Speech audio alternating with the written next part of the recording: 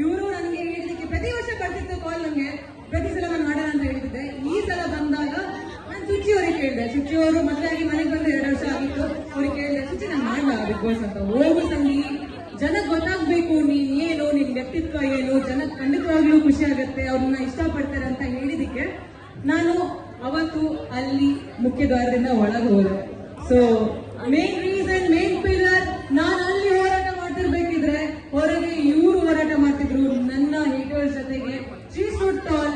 ಅವರಿಂದ ನೀವೆಲ್ಲ ನಿಂತಿದ್ರ, ಅದಕ್ಕೆ ನನಗೆ ತುಂಬಾ ಖುಷಿ ಇದೆ. ಇವಾಗ ಇವರಿಗೆ ಸನ್ಮಾನ ಮಾಡುವ ಒಂದು ಅವಕಾಶ ನನಗೆ ತುಂಬಾ ಖುಷಿ ಆಗ್ತಾ ಇದೆ.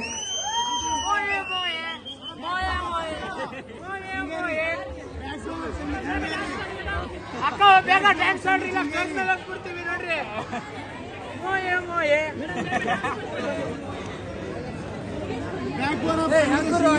ಜೋರಾದ ಚಪ್ಪಾಳೆ ಸುಶಿ ಅವ್ರಿಗೆ.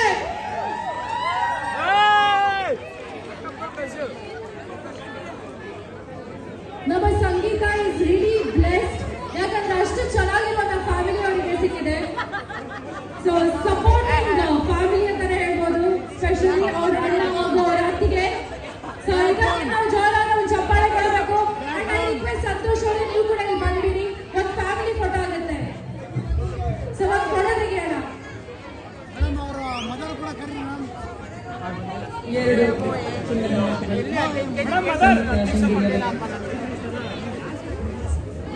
ಅಕ್ಕ ಡ್ಯಾನ್ಸ್ ಆಡ್ರಕ್ಕ